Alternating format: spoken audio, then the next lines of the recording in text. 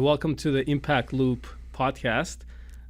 This is a podcast where we feature people, business owners, organization leaders, impact drivers in the community, and we share stories of inspiration, impact, community, anything that grows and builds our community and really makes the whole ecosystem thrive together. So today we're really excited to have a tremendous person in the community, a founder, executive director of JHubLA, Rabbi Mordechai Teller.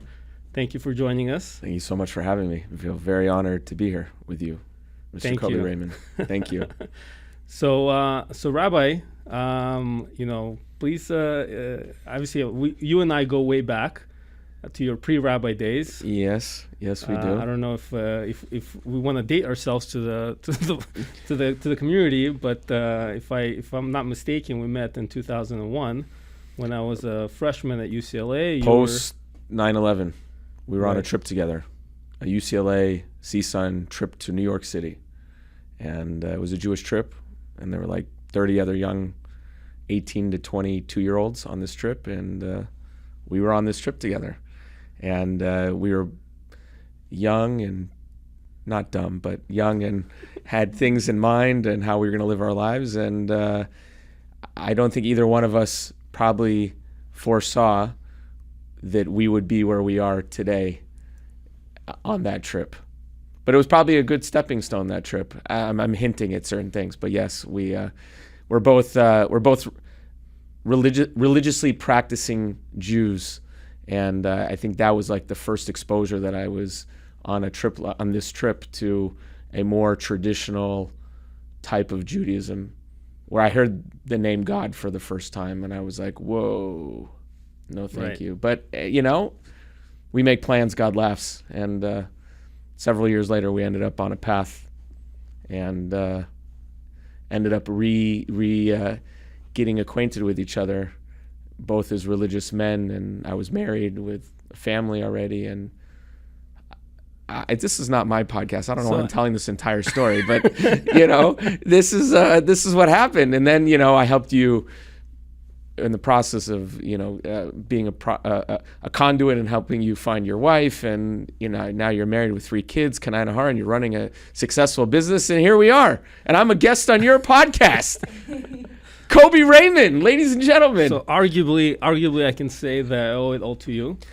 Well, in large part, because a big part of obviously my life is the fact that I have a tremendously amazing woman, a wife, a mother to my children, and I think she's not here, but maybe we'll have her as a guest one of these days.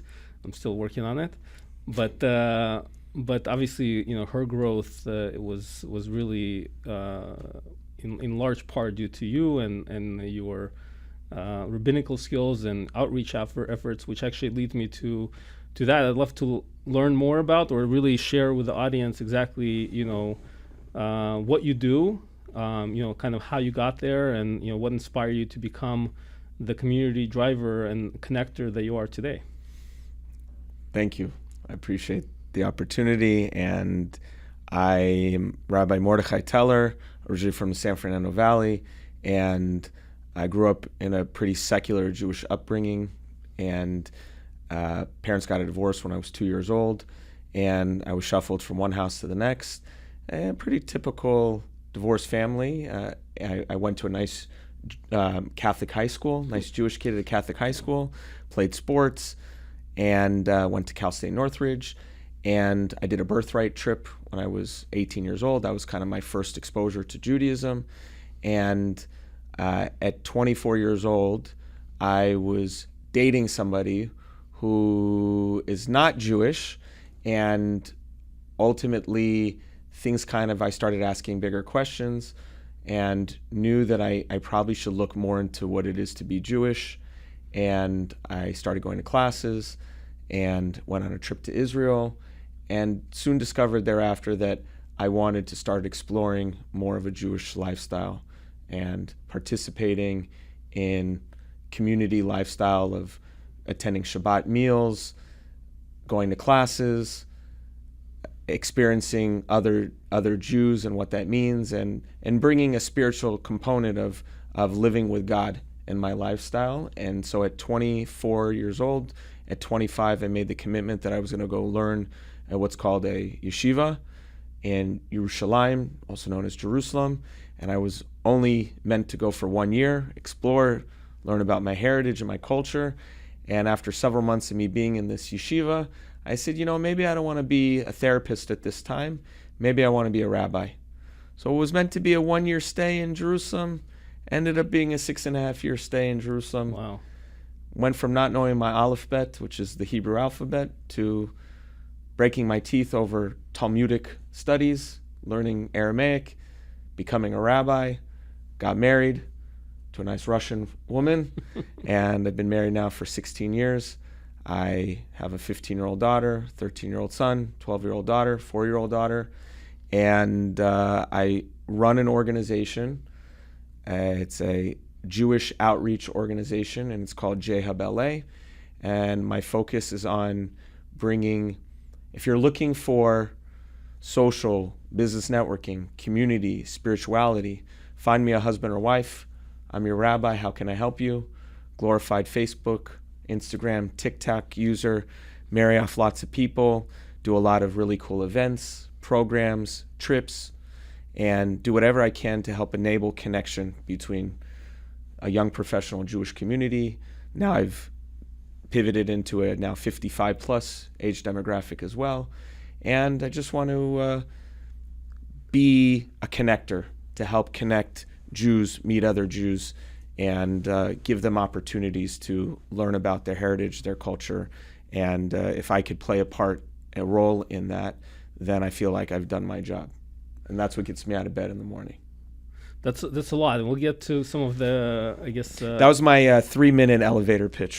I appreciate it. And I think, I've certainly been a participant of your early work when I moved back to LA in 2017, and certainly, like I mentioned, my wife. But I'm curious, a lot of people go to yeshiva, and a lot of people then go on to become rabbis, but not a lot of people go into the type of work that you've went into, which is Jewish outreach and working with young professionals, and I guess now older professionals. And people that maybe were not so connected with Judaism and the Jewish way of life, I think if you can speak to the why, to the motivation that really, because it's not, most people may not realize, but it's not easy work. I honestly feel that the amount of time, effort that somebody put into me, and they invited me to their house for a meal, and if they didn't take the time to invite me to their house for a meal, and at first I was very skeptical. What do these people want from me? Why are they being so kind to me? But they took the time to expose me to a more meaningful opportunity to connect to something deeper. And I have a lot of what we say in Hebrew, hakarat tov, a lot of gratitude to these people, that they ultimately expose me to something more purposeful, something more meaningful. And it really, I have such gratitude to those people that I felt like, I would be remiss, and I would be not fulfilling my purpose in this world if I don't give another person the same opportunity that I was given. And I want to feel like I am exposing people who might be in the dark, might be lost, might not have purpose or meaning or know which direction to go, or have even just a connection to a mentor or a friend or a potential spouse. If I could, with some talents and gifts that God has given me, I'm a schmoozer. I like schmoozing with people and connecting the dots. If I could help somebody connect the dots in life and feel that they feel more actualized from my connection to help them, I feel good about myself. but the job is not over. I got to keep on going, day in, day out. And it's not, you said it could be hard. It could be exhausting. It is hard. It is exhausting. But when I feel like this is my purpose, that this was like I'm a like American ninja. Like, this is my ninja way. There are some rabbis that can do this, some people who can do this, some people can do this. Like, I don't need to be that kind of rabbi. I don't need to be that kind of rabbi. I need to be this kind of rabbi who focuses on this very specific type of role. Right. And I've owned it, and I embrace it, and I enjoy it. And for that, it's not work. It's just I wake up. Right. I do something that I enjoy doing. It's a part of who I am. And therefore I'm not exhausted. I'm healthy, go to the gym, try to have enough energy for my family, run trips to Panama next month, like we just keep on going. So tell me, if you, I mean, obviously there's a lot of stuff that you're doing with the organization, but like, what, I guess, motivated you to start your own outreach program? Why the name JHub? Obviously, if you can speak to some of the evolution of the organization and, what it started with, what is it now, lessons you've learned along the way. So the name JHub is J for Jewish, hub. Hub usually means like a place where people meet or people can commingle, and it's, I think of Grand Central Station. People come in, and then people get directed somewhere else. So I had that in mind, that it's like, okay, people are going to come, stop here, and then we'll direct them to that destination that they need to go to, or the destination that they want to go to. And we started this organization January 1st, 2018. So we're in our 8th year now of existence. And I realized, with the help of other people who might be in this room, that it's important that marketing, branding, content, we have to speak to the generation. And I realized how important it is to have your own company, your own brand. You can be in control of the content that's getting put out there.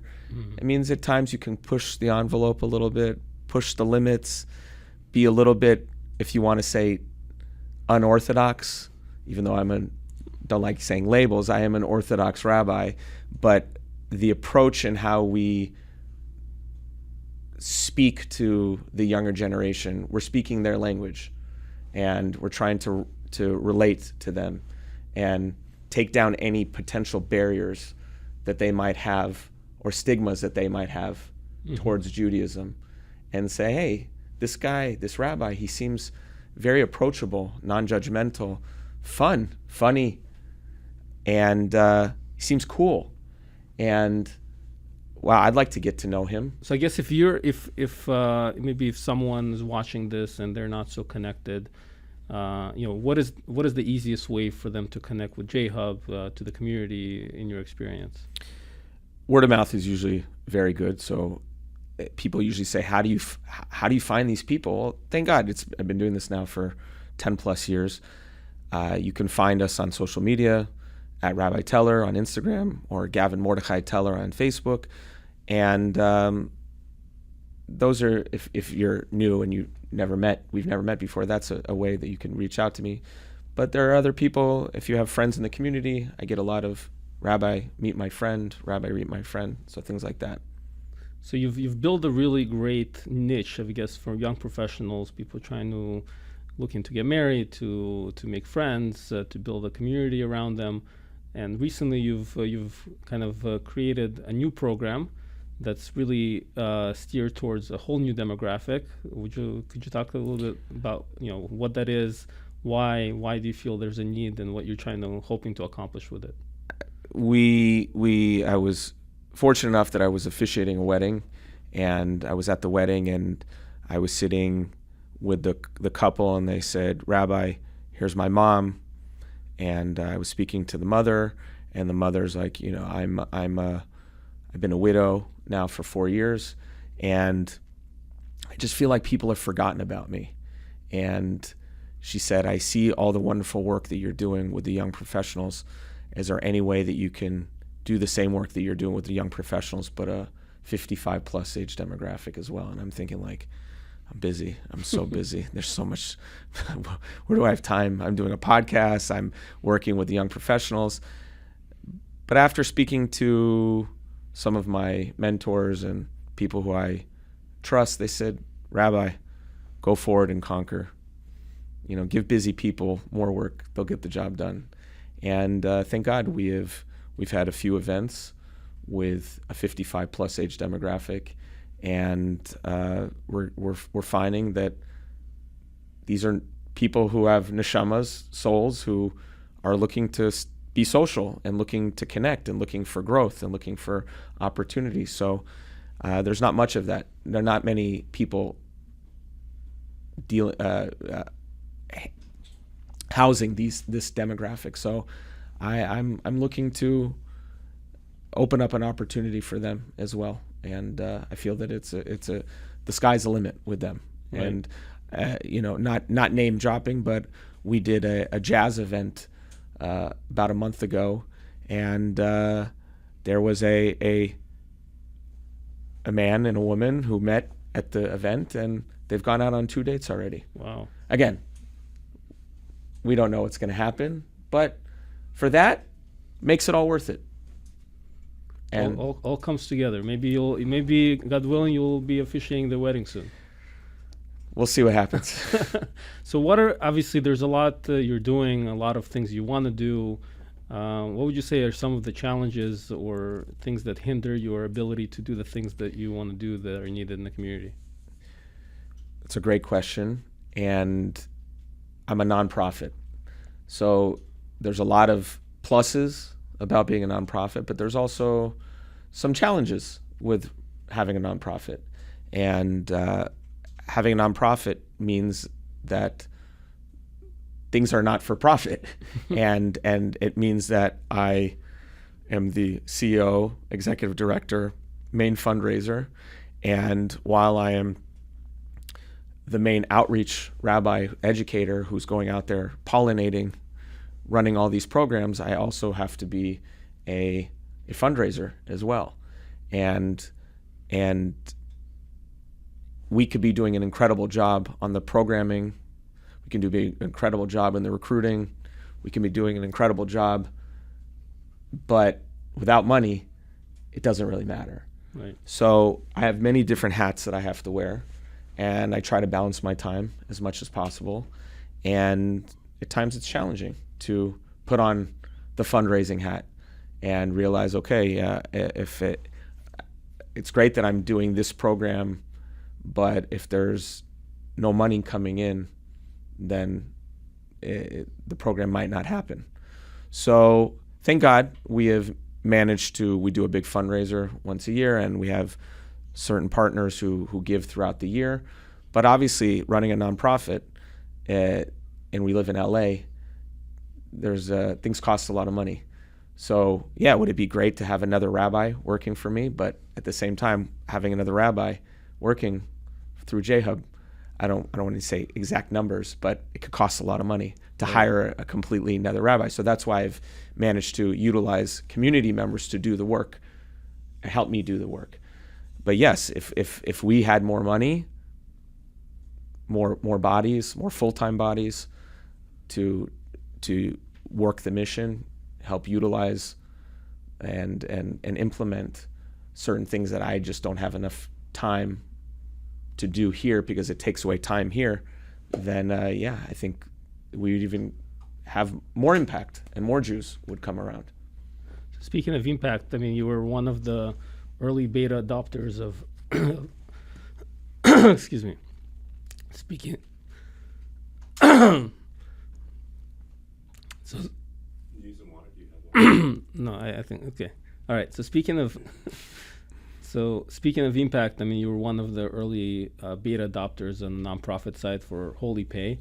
When you find out about it, I think about a year ago or so, that you were that you registered JHubLA, and then during like the early phase of the company, the beta launch and everything else. And I'm just curious, like what your experience has been as that, and what you're hoping it will lead to as the platform continues to grow. And have you received any donations? What your experience has been like?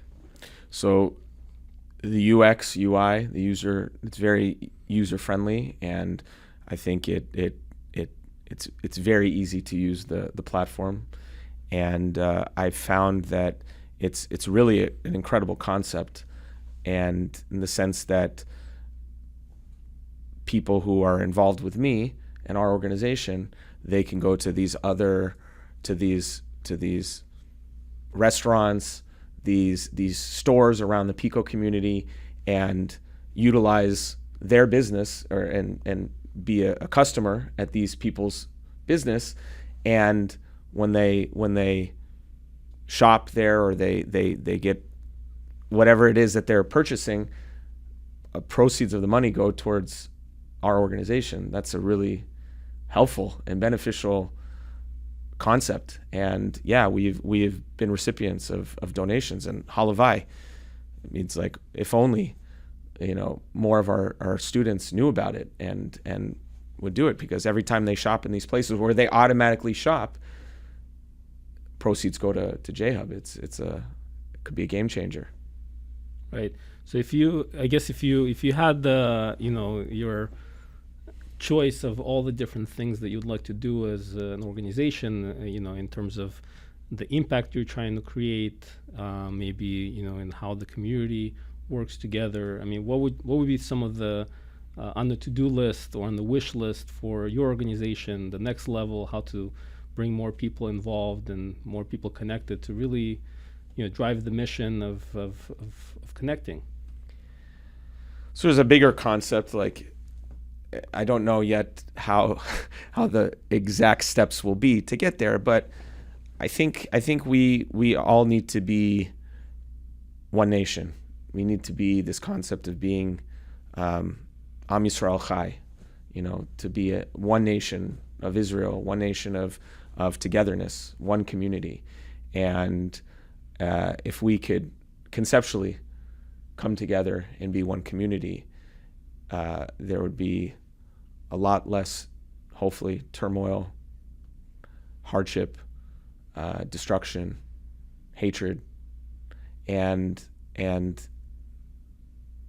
it's part of my job as a rabbi, as a community leader, to try to bridge these gaps, to bring people closer together, to be one big community, so we could hopefully eradicate hatred, not being tolerant of other people, all the bigger problems that we have in society. And honestly, I do feel that something like HolyPay is also a driver of that, is an app. I mean, it is an app, but it's a modality that could help drive togetherness, continuity, community. And we all are in silos and are all doing our own separate thing. If I'm not for myself, who will be for me? That says it in Pirkei Avot, Ethics of the Fathers. I need to focus on myself. But if I'm only for myself, who am I? It's the same teaching, that if I'm only focused on myself, then who am I? If not now, when? So on one hand, we are all coming together and focusing on ourselves, but many of us have become so tunnel vision that we forget that we're part of a community and that we need to be helping our fellow man, helping our fellow Jew, and trying to create more continuity, more togetherness. And I think the concept of HolyPay, in the sense that it's bridging people that are naturally over here, and trying to like bridge all the parts together by ensuring that the nonprofit is getting paid, and that the Jew has a connection to go to this restaurant, and it helps the restaurant, it helps the consumer, it helps the nonprofit. You're putting Venn diagram, you're putting three components together, which I think is beautiful and needed, and it's work. That's what we're all trying to do, but we need to keep it one step at a time. Absolutely. It's work. It's meaningful work. It's impactful work. It's purposeful work, and I think in those ways we have that in common. And it's a real great honor to have you here with us and share your story. You're a very inspiring and impactful leader in the community. May Hashem bless you to continue in the holy work with the resources and strength and inspiration, divine inspiration.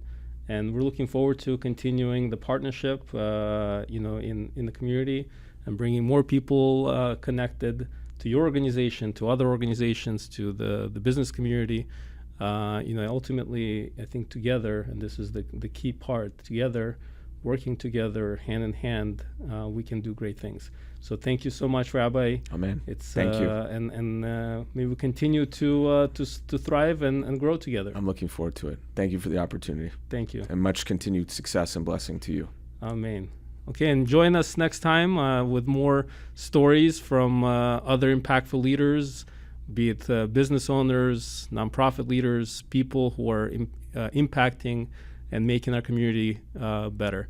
Next time on the Impact Loop.